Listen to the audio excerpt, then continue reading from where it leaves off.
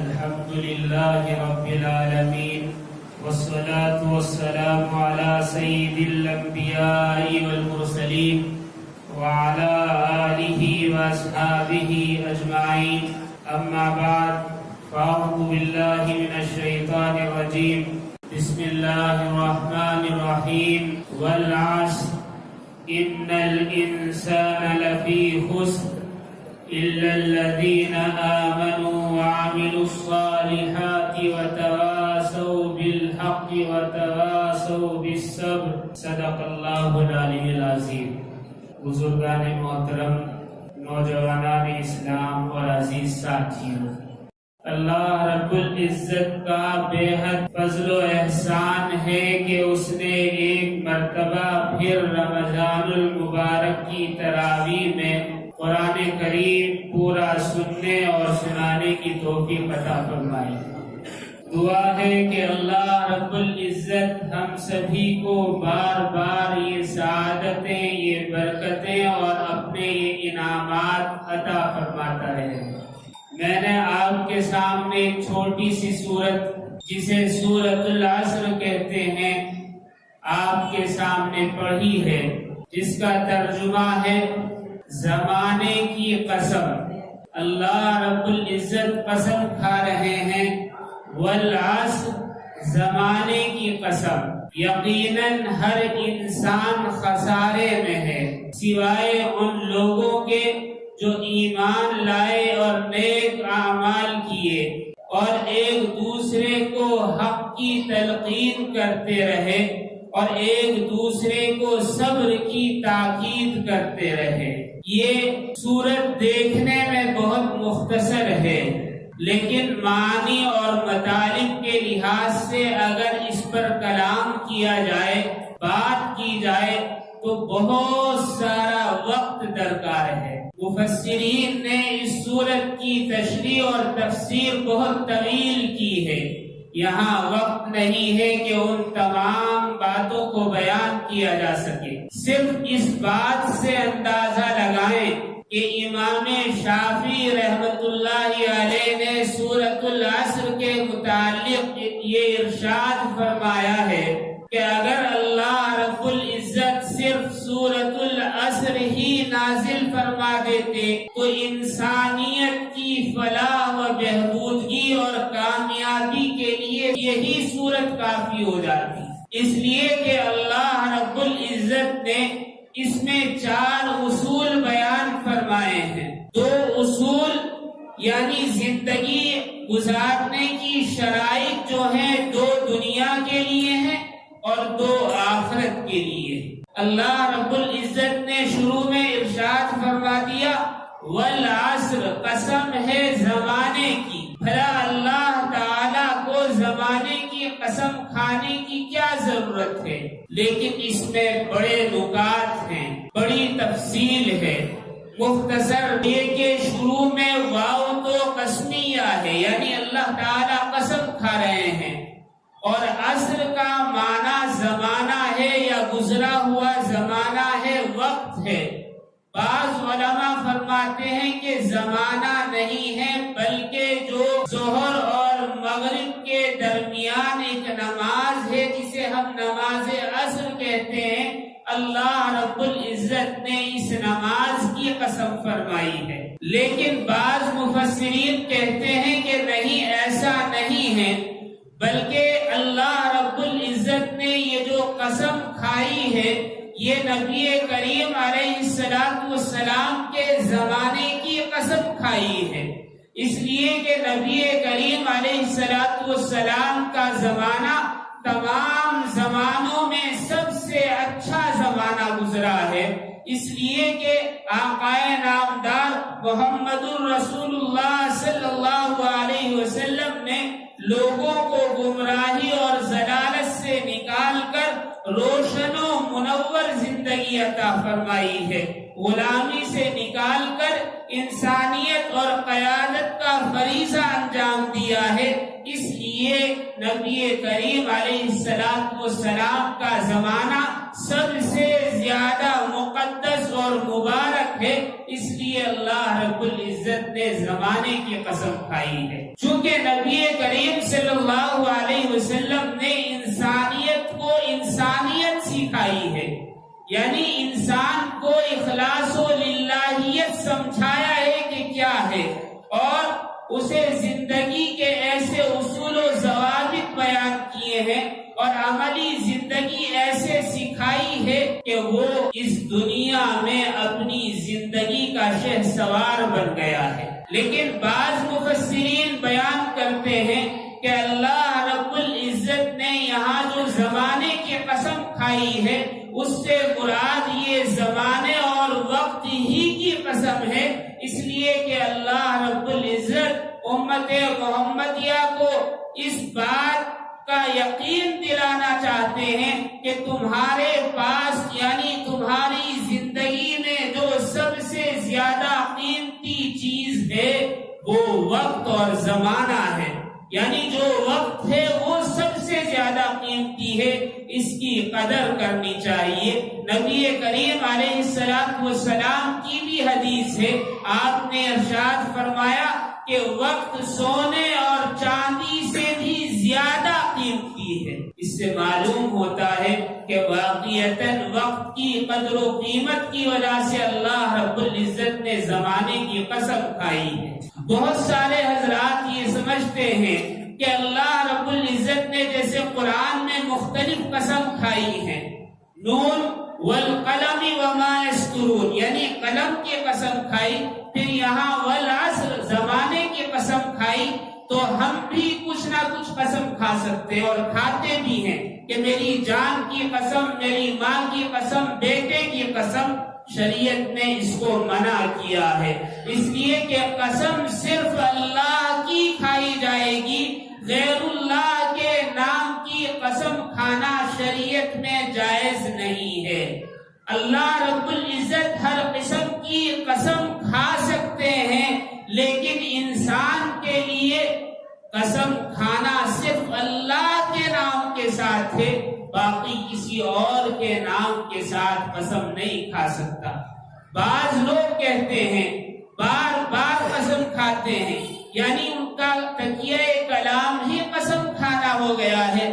ایسے میں علماء فرماتے ہیں کہ ان پر گناہ تو نہیں ہے، لیکن بار بار جو قسم کھاتے ہیں اس وجہ سے ان کی قسم کا اعتبار نہیں کیا جائے گا۔ اللہ رب العزت نے یہاں والعصر کہہ کر جو زمانے کی قسم کھائی ہے اس کی بڑی اہمیت ہے۔ آج کے زمانے میں ہم سمجھ سکتے ہیں، آج سائنس نے وقت کی اہمیت کو اجاگر کیا ہے، حالانکہ قرآن کریم نے پہلے ہی بیان کر دیا کہ وقت قیمتی ہے، اس لیے کہ اللہ رب العزت کسی معمولی چیز کی قسم نہیں کھاتے۔ اللہ رب العزت نے جس زمانے کی، جس وقت کی قسم کھائی ہے یہ بڑی اہمیت کا حامل ہے۔ آج سائنس کے ذریعے ہم اسے سمجھ سکتے ہیں۔ آج سائنس کیا کہتا ہے؟ سائنس کہتا ہے کہ وقت اور زمانہ صرف ہمارے لیے ہے، یعنی ہم جس دنیا میں ہیں اس دنیا کے لیے اور اس کے اطراف کے لیے زمانہ ہے، وقت ہے۔ جب اس دنیا اور اس کے اطراف سے اور اس کی حدود سے باہر نکل جائے تو پھر وقت نہیں ہے، زمانہ نہیں ہے۔ آدمی بغیر زمانے کے رہے گا، نہ دن ہوگا، نہ رات ہوگی، نہ مہینے ہوں گے، نہ سال ہوگا، اندازہ نہیں کیا جا سکتا کہ وقت ہے بھی یا نہیں۔ سائنس کیا کہتا ہے آج کے زمانے میں؟ قرآن کریم نے جس چیز کو بیان کیا آج سائنس اس کی تصدیق کر رہا ہے۔ کیا کہتا ہے کہ تھیوری آف ریلیٹیوٹی کے مطابق آبجیکٹ جتنا بڑا ہوگا اور جتنا وزنی ہوگا ٹائم اتنا ہی آہستہ ہو جائے گا۔ ہماری یہ دنیا یعنی یہ جو آبجیکٹ ہے یہ چھوٹی سی ہے، ایک دانہ سا ہے، ایک نقطہ اور ایک ڈاٹ کی شکل میں ہے۔ اگر یہ بڑا ہوگا تو وقت تھوڑا سا بڑھے گا۔ جیسے آپ اندازہ لگائیے کہ زمین پر ایک دن اور رات 24 گھنٹے کے ہوتے ہیں اور سورج پر ایک دن اور ایک رات ہمارے حساب سے یعنی ہماری دنیا کے حساب سے سائنسداں کہتے ہیں کہ 9 مہینے کا ہوتا ہے، حالانکہ وہاں رات نہیں ہوتی، لیکن اندازہ یہ ہے۔ تو اس سے معلوم ہوا کہ زمانہ اور وقت ہماری اس دنیا میں اور اس دنیا کے اطراف ہے، اس سے باہر زمانہ نہیں ہے۔ نبی کریم علیہ السلام کی احادیث ہے، حضرت ابو سعید خدری رضی اللہ تعالی عنہ بیان کرتے ہیں، مسند احمد کی حدیث ہے کہ روز قیامت کافر کو چونکہ اس نے نیک اعمال نہیں کیے، اس لیے قیامت کے دن 50,000 سال کے بقدر کھڑا رکھا جائے گا۔ یہ نہیں کہا کہ 50,000 سال کھڑا رکھا جائے گا، بلکہ کہا کہ 50,000 سال کے برابر یعنی اتنی مدت تک اسے کھڑا رکھا جائے گا۔ حالانکہ حدیث میں ہے کہ حساب و کتاب ہوگا، جنت و جہنم کا فیصلہ ہو جائے گا، تو جتنے جنتی جنت میں چلے جائیں گے، جو جہنمی جہنم میں چلے جائیں گے، یہ ساری کارروائی آدھا دن سے پہلے ختم ہو جائے گی۔ اور کافر کو کھڑا رکھا جا رہا ہے 50,000 سال۔ اس سے واضح ہوتا ہے کہ یہ دنیا کی معمولی سی زندگی کچھ نہیں ہے، آخرت کی زندگی اصل زندگی ہے۔ اسی لیے اللہ رب العزت نے قسم کھائی کہ ہم نے جو تمہارے لیے وقت بنایا ہے یہ انتہائی اہمیت کا حامل ہے، اس کی قدر کرو، اس لیے کہ جب قیامت برپا ہوگی یہ وقت تمہارے ہاتھ سے نکل جائے گا، پھر افسوس کرتے رہ جاؤ گے۔ نبی کریم علیہ السلام کی ایک دوسری حدیث ہے، حضرت ابو سعید خدری ہی سے روایت کرتے ہیں، وہ کہتے ہیں کہ نبی کریم علیہ السلام سے معلوم کیا گیا کہ جو دن قیامت کا 50,000 سال کا ہوگا اس کی طوالت کتنی ہوگی، یعنی اس میں کتنا وقت ہوگا۔ نبی کریم علیہ السلام نے ارشاد فرمایا، اس ذات کی قسم جس کے قبضے قدرت میں میری جان ہے، اس دن مومن کے لیے اتنا مختصر وقت کر دیا جائے گا کہ اس کے لیے وہ دن اتنا آسان ہوگا اور اتنا کم ہوگا جتنا کہ عام طور پر مومن فرض نماز ادا کرنے میں وقت لگاتا ہے، اس سے بھی کم وقت ہوگا۔ یہ صرف مومن کا اعزاز ہے، حالانکہ وقت بہت لمبا ہوگا، بہت زیادہ لمبا ہوگا۔ میں نے آپ کے سامنے آیت پڑھی، والعصر ان الانسان لفی خسر، ہر انسان خسارے میں ہے۔ کون باقی ہے خسارے سے؟ قرآن کریم نے واضح فرما دیا، آگے کہا گیا الا الذین آمنوا وعملوا الصالحات، جو ایمان لائے اور نیک عمل کرتے رہے، صرف خسارے سے یہ بچ سکتے ہیں۔ یہ آخرت کی کنجیاں ہیں، آخرت کی کامیابی کے لیے یہ 2 شرطیں ہیں کہ ایمان لائے تو پھر اللہ رب العزت خسارے سے بچا سکتے ہیں، اور عمل صالح کرے تو اللہ رب العزت آخرت میں کامیابی عطا فرما سکتے ہیں۔ دنیاوی زمانہ یعنی یہ ہماری زندگی آخرت کی زندگی کے بالمقابل کچھ بھی نہیں ہے۔ حضرت نوح علیہ السلام کا وصال ہو گیا۔ آپ نے سنا ہوگا علماء کرام سے کہ حضرت نوح علیہ السلام کی عمر 1000 برس یا ایک دوسری روایت میں 1100 برس کی تھی۔ آپ کا وصال ہو گیا۔ اللہ رب العزت کے دربار میں آپ سے اللہ رب العزت نے سوال فرمایا کہ بتاؤ نوح، اتنا عرصہ دنیا میں رہ کر آئے ہو۔ حضرت نوح علیہ السلام نے فرمایا، اے اللہ، مجھے جو تو نے زندگی عطا فرمائی تھی وہ ایسی تھی جیسے میں ایک کمرے میں داخل ہوا ایک دروازے سے اور اس کمرے کے دوسرے دروازے سے باہر آ گیا۔ ہمارے یہاں زیادہ سے زیادہ 5 سیکنڈ لگیں گے، ایک کمرے میں داخل ہوئے اور دوسرے دروازے سے باہر ہو گئے۔ صرف اتنا وقت میں نے دنیا دنیا میں گزارا۔ حضرت نوح نے جو فرمایا یہ اس لیے کہ دنیا کی زندگی اتنی مختصر سی ہی ہے، اس سے زیادہ نہیں، اس لیے کہ ہمیشہ ہمیش کی زندگی تو آخرت کی زندگی ہے۔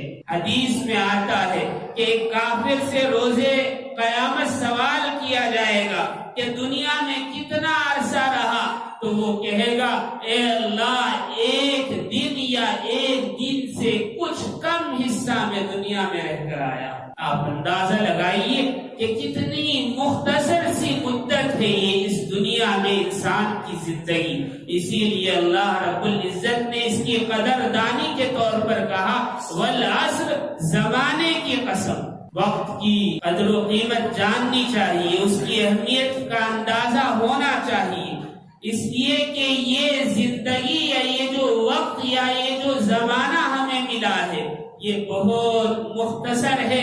اس میں جو اعمال کر لیے اس کے بعد جو زندگی شروع ہوگی اس میں اعمال کا کوئی موقع نہیں ملے گا۔ اور جو اس دنیا میں جو زمانہ وقت اور ٹائم ہمیں مل رہا ہے یہ بڑی اہمیت کا حامل ہے، اس لیے کہ روز قیامت کے بعد وقت نہیں ہوگا، ہمیشہ ہمیش کی زندگی ہوگی، چاہے جنت کی ہو چاہے جہنم کی۔ اللہ تعالی جہنم سے حفاظت فرمائے۔ روز قیامت بڑی سختی ہوگی، بڑا ہولناک دن ہوگا۔ حضرت جابر رضی اللہ تعالیٰ عنہ فرماتے ہیں کہ نبی کریم صلی اللہ علیہ وسلم نے ارشاد فرمایا کہ وہ دن بڑا ہولناک ہوگا اور ہر آدمی پسینے میں گھرا ہوا ہوگا۔ روایات میں آتا ہے کسی کو پسینہ گھٹنوں تک، کسی کو ناف تک، کسی کو سینے تک اور کسی کو کان کی لو تک۔ دراصل یہ بڑا ہولناک وقت ہوگا۔ اگر ایمان نہیں ہے تو پھر بڑا ہولناک منظر، پسینے میں غرق ہو جائے گا انسان، پسینہ آئے گا تو ظاہر سی بات ہے انسان اس میں کیسے ڈوب سکتا ہے، پسینہ تو بہہ جاتا ہے۔ لیکن اللہ رب العزت نے آخرت کی زندگی سے پہلے اسی زندگی میں سائنس کے ذریعے ہمیں بتا دیا کہ جب پسینہ آئے گا تو انسان کیسے اس پسینے میں ڈوب جائے گا۔ چونکہ کشش ثقل نہیں ہوگی، یعنی جو میگنیٹک پاور زمین کے اندر ہوتی ہے وہ ختم ہو جائے گی، زمین جھنجھوڑ دی جائے گی، جگہ جگہ سے پھٹ جائے گی، اس کی طاقت ختم ہو جائے گی، تو ہر آدمی جو زمین پر کھڑا ہوا ہوگا اگر کوئی اس کے اوپر کوئی پانی یا لکوڈ ڈالا جائے تو وہ وہی جم جائے گا، بہے گا نہیں زمین کی طرف۔ اور چونکہ آکسیجن نہیں ہوگا، صرف اللہ رب العزت کے حکم سے سانس آتا رہے گا۔ جیسے دنیا میں ٹھنڈی ٹھنڈی ہوائیں چلتی ہیں ایسی ہوائیں نہیں ہوں گی، تپش ہوگی، آکسیجن نہیں ہوگا، تو جو جسم سے پسینہ باہر آئے گا وہ جسم پر ہی چپکا ہوا رہ جائے گا۔ کافر کے لیے بڑی ہولناک بات ہے۔ شرط یہ ہے اس چیز سے بچنے کے لیے کہ ایمان ہو، جیسا کہ آیت میں بیان کیا گیا ہے۔ اس صورت میں اللہ رب العزت نے اس دنیا اور اس دنیا کے متعلق 4 اصول بیان فرمائے، 4 شرائط رکھی۔ وہ شرائط کیا ہیں؟ پہلی شرط ہے ایمان۔ اگر ایمان ہے تو یہ دنیا اور آخرت کی دنیا دونوں میں کامیابی۔ دوسری شرط کیا ہے؟ اعمال صالحات۔ اگر نیک اعمال ہوں گے، نیکی ہوگی، تقوی ہوگا، پرہیزگاری ہوگی، اچھائی ہوگی، نافرمانی نہیں ہوگی، تو پھر اللہ رب العزت یہ ہولناک دن سے بچا کر جنت میں داخل فرما دیں گے۔ اور 2 اصول دنیا کے لیے ہیں۔ وہ 2 اصول کیا ہیں؟ ایک تو حق بات کی تلقین اور دوسرا صبر کرنے کی تاکید کرتے رہنا۔ ایمان اگر ہے تو اللہ رب العزت آخرت کی زندگی پار فرما دیں گے۔ حدیث میں آتا ہے، حضرت ابو امامہ رضی اللہ تعالیٰ عنہ فرماتے ہیں کہ نبی کریم علیہ السلام نے ارشاد فرمایا کہ اللہ رب العزت نے مجھ سے میری امت کے متعلق وعدہ فرمایا ہے کیا وعدہ؟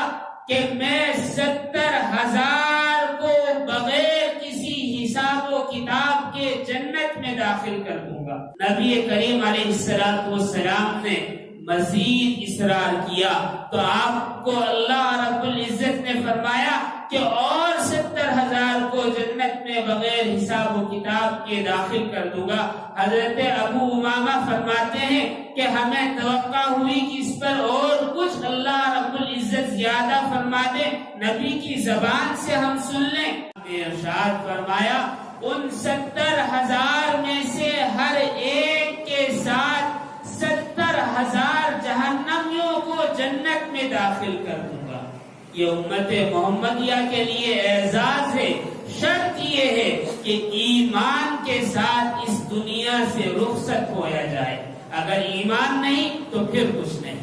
مومن قبر سے نکلتا ہے روز قیامت تو فرشتے اسے گھیر لیتے ہیں اور پھر اللہ کی رحمت اسے ڈھانپ لیتی ہے، یہاں تک کہ جنت کا فیصلہ اس کے حق میں ہو جاتا ہے۔ اس سے معلوم ہوا کہ جنت اور نجات یہ اسی صورت میں ہے جب ایمان کے ساتھ خاتمہ ہو۔ ایمان شرط ہے۔ امام غزالی اور امام حلیمی رحمہم اللہ فرماتے ہیں کہ مومن جب اپنی قبروں سے نکلیں گے تو اعمال صالحات اس کے لیے سواری کی شکل میں آئیں گے، یعنی وہ اس پر سوار ہو کر میدان حشر کی طرف جائے گا جہاں سے اللہ رب العزت اسے جنت میں داخل فرما دیں گے۔ معلوم یہ ہوا ایمان کے ساتھ اعمال صالحات کی بھی شرط ہے، اگر اعمال نیک نہیں ہیں تو پھر اللہ رب العزت روز قیامت ہو سکتا ہے باز پرس فرمائیں۔ حضرت ابو الدرداء رضی اللہ تعالیٰ عنہ فرماتے ہیں کہ نبی کریم علیہ السلام نے ارشاد فرمایا روزے دار کے لیے میدان حشر کے دن عرش کے نیچے اللہ رب العزت ایک دسترخوان لگائیں گے۔ کیسا دسترخوان؟ کہ سونے کا دسترخوان ہوگا اور اس پر موتی اور جواہرات جڑے ہوئے ہوں گے، یعنی اس کی سجاوٹ موتیوں سے اور جواہرات سے کی جائے گی، اور اس پر جنت کے قسم کے کھانے اور پینے کے مشروبات ہوں گے۔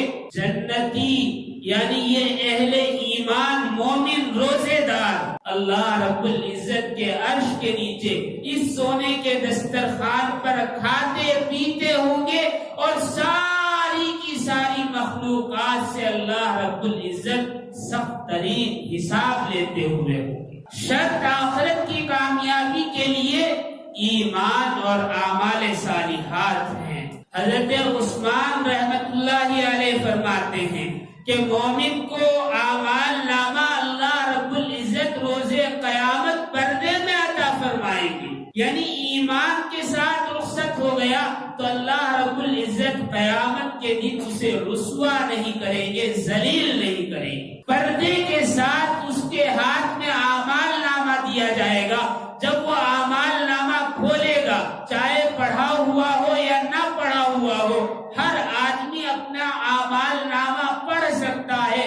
جب اعمال نامہ مومن کھول کر دیکھے گا اور گناہوں پر اس کی نگاہ پڑے گی تو اس کا رنگ بدل جائے گا، لیکن پھر جب نیکیوں پر اس کی نگاہ جائے گی، یعنی ایمان کی وجہ سے اللہ رب العزت اس کی نیکیاں اتنی بڑھا دیں گے کہ جب نیکیوں پر نگاہ پڑے گی تو اسے اطمینان ہوگا، جو اس کا رنگ بدل گیا تھا وہ صحیح ہو جائے گا۔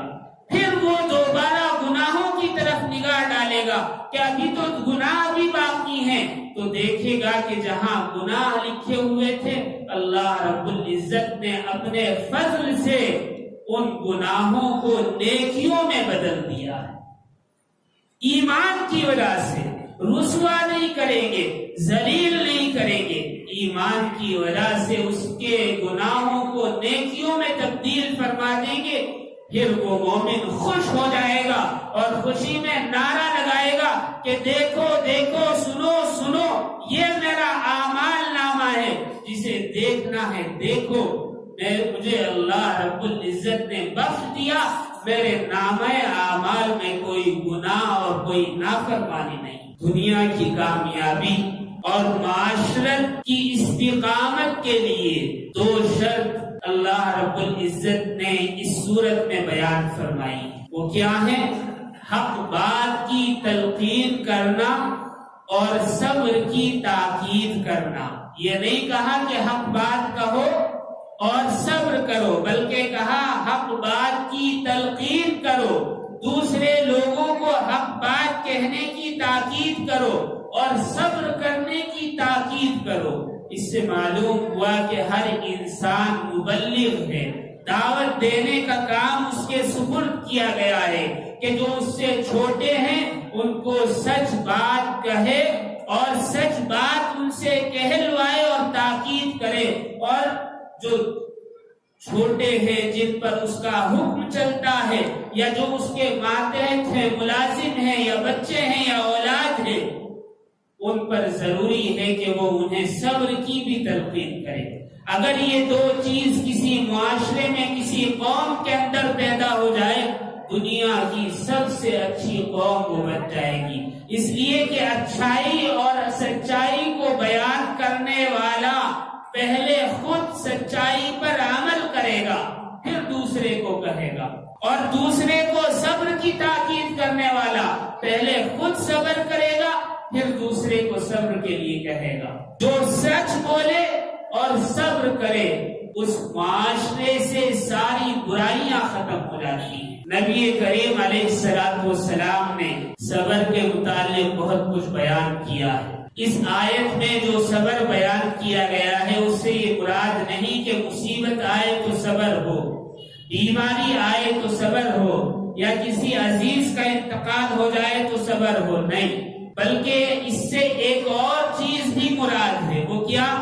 نیکیوں کے کرنے پر صبر کرے، یعنی انسان کا دل نیکی کی طرف مائل نہیں ہوتا، لیکن پھر بھی اپنے نفس پر قابو پا کر نیکی کرے اور صبر کرے، گناہوں سے بچنے کے لیے صبر کرے، احکام شریعہ کی پابندی کے لیے صبر کرے، اور یہ صبر ایسا ہی نہیں بلکہ اپنے نفس کو قابو میں رکھ کر اللہ رب العزت کی مرضی اور اطاعت کے مطابق کام کرے، اور اپنے نفس کو، اپنے دل کو دبائے اور صبر کرے، نفسانی خواہشات پر صبر کرے، تو اللہ رب العزت آخرت کو کامیاب فرما دے گی۔ ایک حدیث ہے، اللہ رب العزت ارشاد فرماتے ہیں کہ میں صابر کو یعنی صبر کرنے والے کو روزے قیامت بے حساب اجر و ثواب عطا کروں گا، بغیر کسی بات کے۔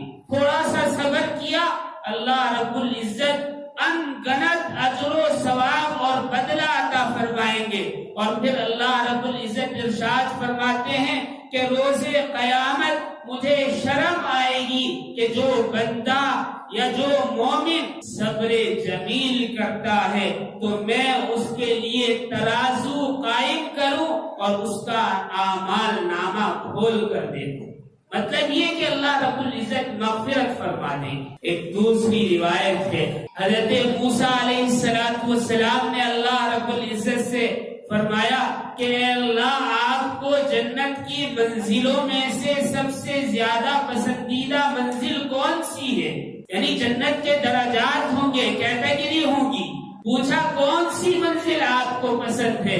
اللہ رب العزت نے ارشاد فرمایا مجھے خطیرۃ القدس کی منزل پسند ہے، اس لیے کہ یہ اہل جنت میں سے صبر کرنے والوں کو میں دوں گا۔ یہ بڑی منزل ہے، جیسے جنت الفردوس ہے اسی طرح یہ بھی ایک خاص منزل ہے، خطیرۃ القدس۔ حضرت ابن عباس رضی اللہ تعالی عنہ بیان کرتے ہیں کہ نبی کریم علیہ السلام نے ارشاد فرمایا صبر کے کئی درجات ہیں، فرائض پر صبر کیا جائے تو اللہ رب العزت 300 درجے عطا فرماتے ہیں، اور اگر ممنوعات سے یعنی گناہوں سے بچا جائے تو اللہ رب العزت 600 درجے عطا فرماتے ہیں۔ یہ کوئی معمولی درجہ نہیں ہے، ایک درجے کا فاصلہ ایسے ہوگا جیسے ہم زمین سے آسمان آسمان پر کوئی چمکتا ہوا تارا دیکھتے، اتنی اونچائی اور اتنا فاصلہ ایک درجے میں۔ فرائض پر صبر تو 300 درجے، اور ممنوعات سے بچے گا تو اللہ رب العزت 600 درجے عطا فرمائیں گے، اور جو مصیبت پر صبر کرے تو اللہ رب العزت 900 درجے اسے عطا فرمائیں گے۔ ایک عارف کا قول ہے صبر کے 3 درجے ہیں۔ ایک درجہ تو یہ ہے کہ شکایت نہ کرے، یعنی شکایت چھوڑ دے کہ ایسا ایسا میرے ساتھ ہوا ہے، تو اسے کہتے ہیں صبر جمیل، یہ تائبین کا درجہ ہے۔ ایک دوسرا درجہ ہے کہ تقدیر پر راضی رہے، اور جو تقدیر پر راضی رہتا ہے تو یہ زاہدین کا درجہ ہے۔ ایک تیسرا درجہ ہے کہ اللہ کے تمام کاموں کو حق جانے کہ بالکل اللہ تعالیٰ نے صحیح کیا ہے، اور ان کاموں سے خوش ہو، چاہے انسان کی زندگی میں اس سے تکلیف و مصیبت آئے یا خوشی آئے، لیکن ان کاموں پر خوش ہو اور اللہ کے ان کاموں سے محبت کرے، تو یہ تیسرا درجہ ہے جو صدیقین کا درجہ کہلاتا ہے۔ حضرت عبداللہ بن سلام کہتے ہیں کہ روز قیامت ایک منادی کرنے والا منادی کرے گا اور پکار کر کہے گا کہ صبر کرنے والے کہاں ہیں؟ وہ کہیں گے کہ کہاں، کیا بات ہے؟ کہا کہ چلو۔ صبر کرنے والے کہیں گے کہ کہاں چلنا ہے؟ کہا کہ جنت میں چلو۔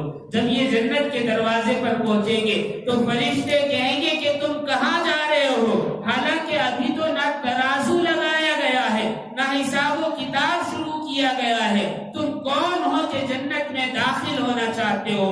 وہ کہیں گے کہ ہم نے اللہ رب العزت کی مرضی کے لیے گناہوں کو چھوڑ دیا تھا، اپنے دل پر پتھر رکھ لیا تھا اور گناہوں پر صبر کر لیا تھا۔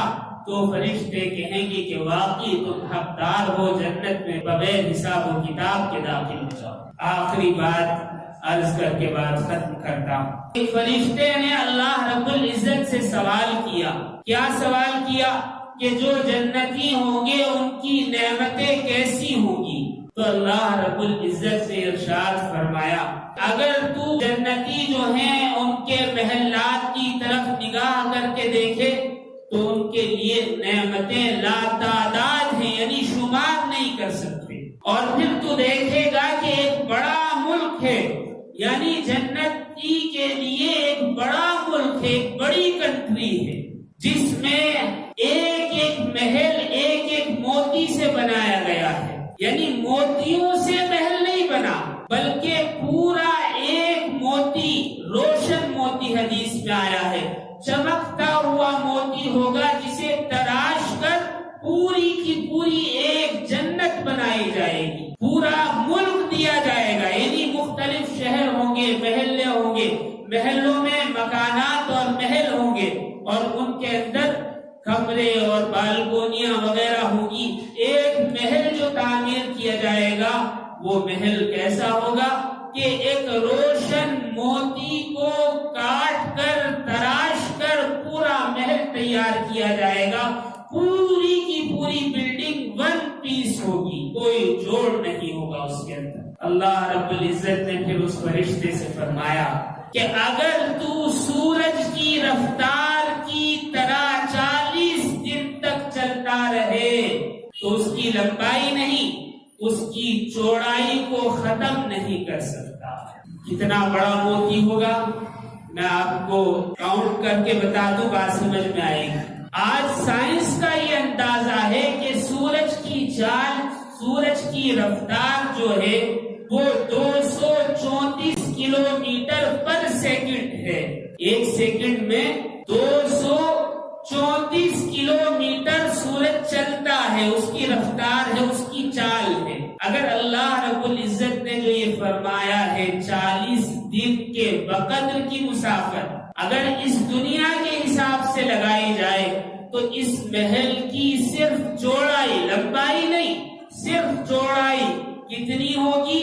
ہماری اس دنیا میں جو کلومیٹر ہے اس کے حساب سے کاؤنٹ کر لیں تو پتا چلے گا 80 کروڑ 80 پر 7 لاکھ 4000 کلومیٹر کی چوڑائی اس محل کی ہوگی۔ اللہ اکبر۔ اور ایسے محلات کتنے ہوں گے؟ کتنے ہوں گے؟ پورا ملک اللہ رب العزت جنتیوں کو عطا فرما دیں گے. یہ کوئی محل معمولی نہیں ہوگا، پورا کا پورا صرف ایک موتی، ایک ڈائمنڈ میں تراشا ہوا ہوگا. اس سے اندازہ کیا جا سکتا ہے. بہرحال اس صورت میں 4 چیزیں بیان کی ہیں. شروع میں بیان کیا اللہ رب العزت نے کہ وقت کی قدر کرو، اس لیے کہ وقت دنیا کے لیے ہے، دنیا سے باہر یعنی موت کے بعد وقت نہیں ہے. دنیا میں رہتے ہوئے کیا قدر کرنی ہے؟ ایک تو یہ کہ ایمان لے آؤ، دوسرا یہ کہ نیک اعمال کرو. یہ آخرت کے لیے شرط ہے. اگر یہ 2 چیز نہیں تو آخرت کی کامیابی نہیں. اور دنیا کی کامیابی اس میں ہے کہ تم حق بات، سچی بات کی تلقین کرو اور صبر کی تاکید کرو. یعنی خود بھی سچ بولو اور سچ بات کی تلقین کرو، خود بھی صبر کرو اور اپنے لوگوں کو، اپنی آل اولاد کو، اپنے ماتحتوں کو صبر کی تلقین کرو. جب انسان صبر کرتا ہے تو سارے لڑائی جھگڑے ختم ہو جاتے ہیں. اللہ رب العزت رمضان المبارک کی برکتیں، سعادتیں بار بار ہمیں عطا فرمائے اور اس مقدس رات کی خاص نعمت عطا فرمائے. وآخر دعوانا الحمدللہ.